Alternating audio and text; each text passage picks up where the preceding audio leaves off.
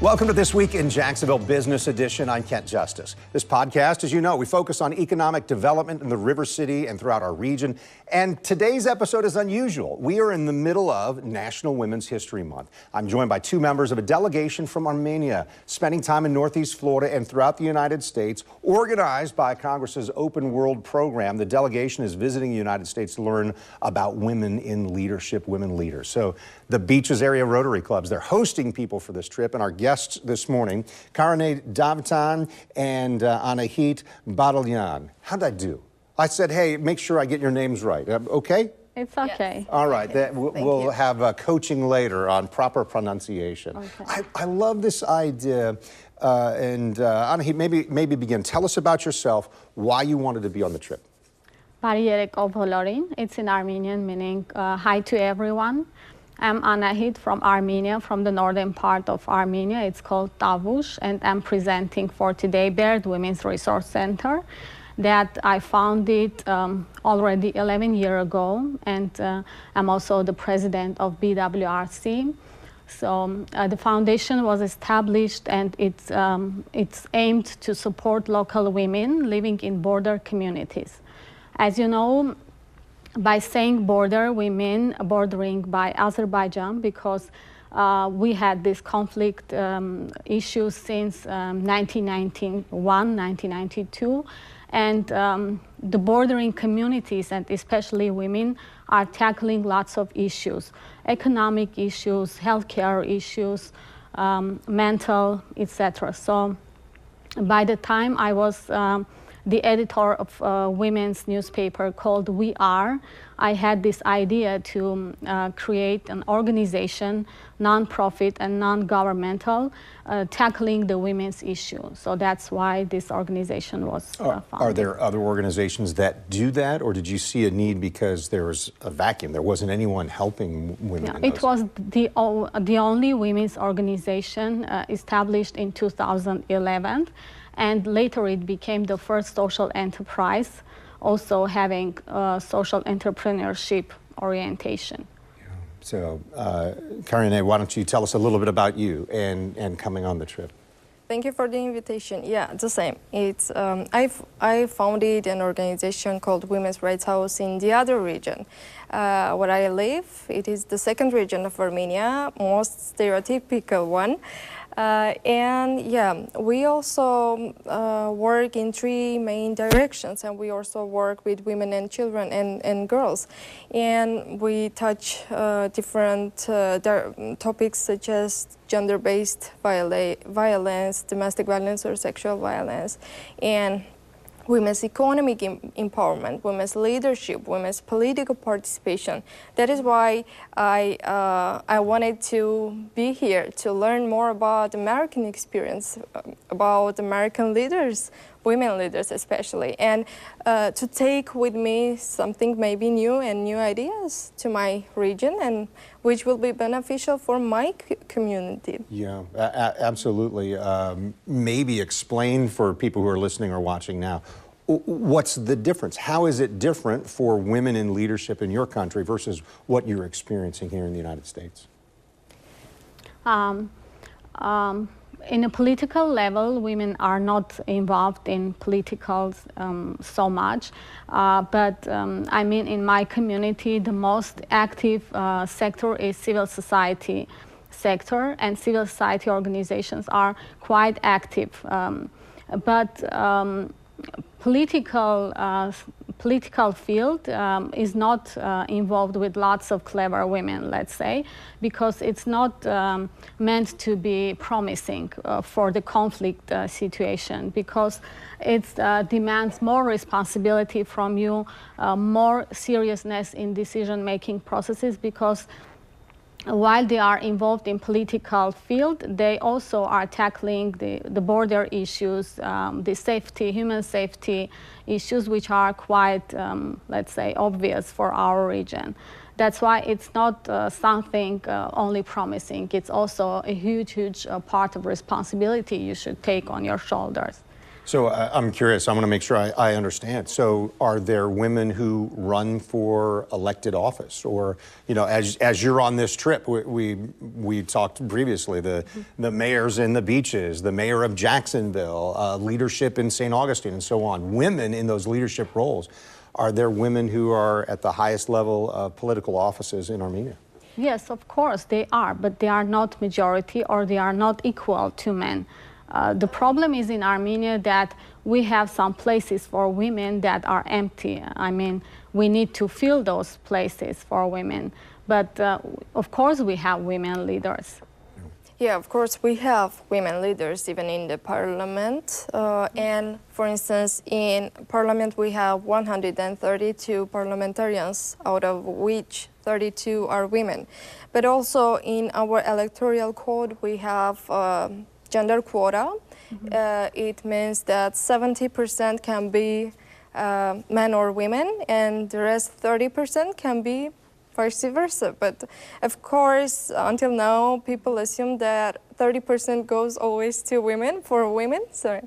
And yeah, we have these issues, and we aim. I mean, we have I wouldn't say we have equality, but I would say for sure we are going to it, and we are going to have in the future 50-50 participation. That's a goal. Yeah, that's a goal. Okay. So, and then there are those steps to say, hey, everyone around me, you should have this goal also. We should agree on this goal. Before that, it was 80-20. Before that, it was even lower. So now we are going to it. Yeah.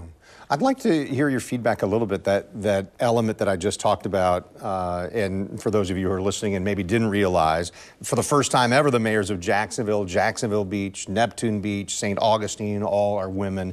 And then in addition, 5 St. Augustine commissioners, women, 2 of the 5 St. Johns County commissioners are female, and then recently St. Johns County appointed the first female county administrator. So on your trip, your agenda included meeting many of these women or hearing them discuss their leadership roles. What are some of the things you're learning about women in leadership in our area? It is really very inspiring to see all those women on the board, let's say, because considering their experience, considering their commitment to their job, it's just amazing to see how they are working and how they are supported. Because as I always love to say, women are power when they are together. So it's more for improvements. Yes, of course. It's more for new changes. Women are more motivated than men, let me say. I don't know if you agree or not, but objective. Yeah, it's all about women empowerment that can change everything in a good way. Yeah. And also, I saw a couple of times during the hearings, like city council hearings and different hearings that we have been, they are praying before the hearings that for the fair decision. I have never seen this in other, even European countries, not only in Caucasus.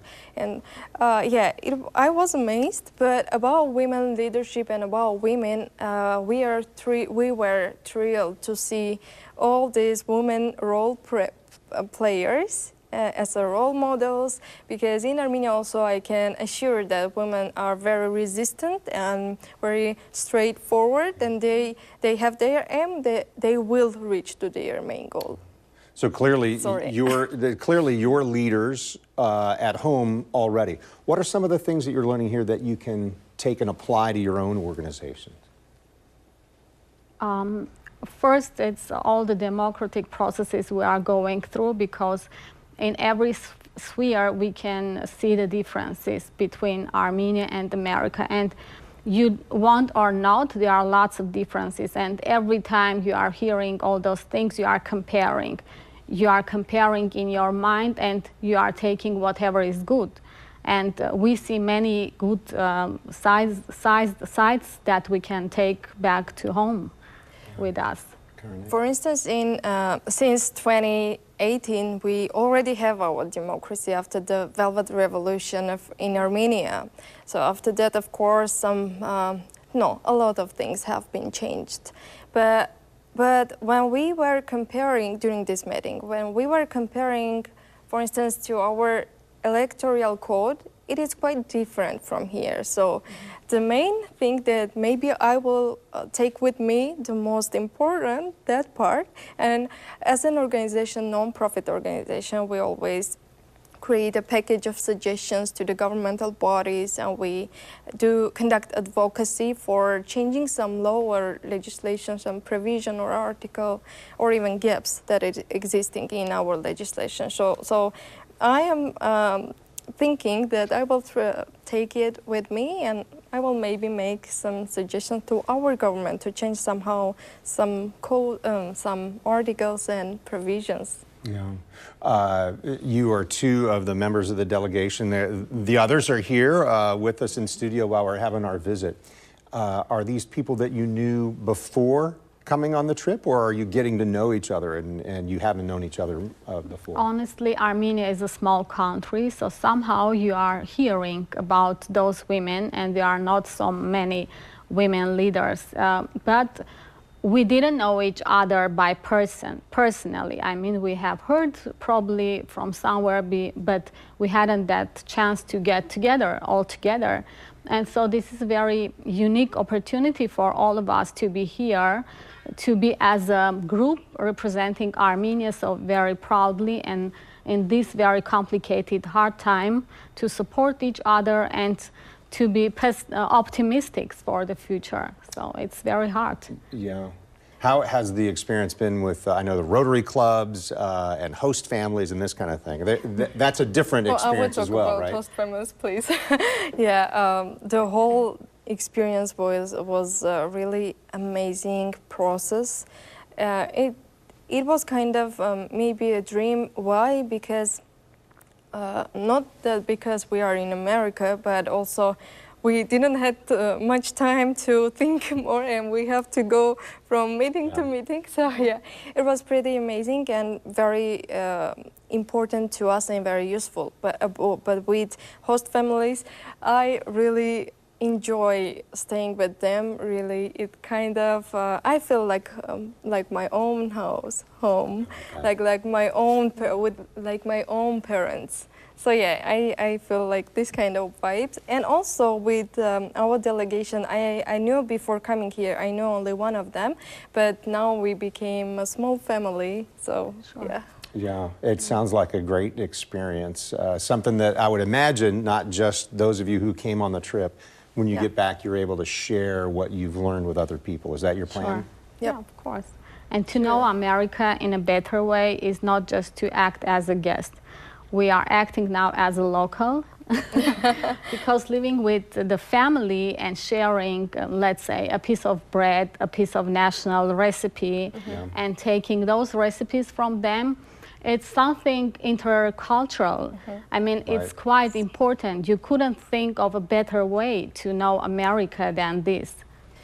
I always say that what we have heard before about America and American people are true in a good way, of course, because it's kind of the country that and democracy that we are all of us looking for, or we can say. Yeah, so I'm really interested. I really appreciate you sharing your experience so far and what you're getting out of it, and best success on when you get home, taking some of those ideas and making things even better where you're at. We have lots of notes, so it's not easy to remember at the moment what you are taking, but later when you are just kind of analyzing the whole process you went through your notes, through the memories, so it will be a result of what you really are taking back with you. Yeah, that's fantastic. Thank you so much. So, Arahit Barayan and Karine Davtan, thank you so much for your time. Thank you very much. Thank you too. And thank you so much for listening and watching. We're constantly working to bring you more interviews like this, focused on economic growth in our region, and you're going to find more episodes right now, including on News4JAX Plus. Thanks for joining us for This Week in Jacksonville Business Edition.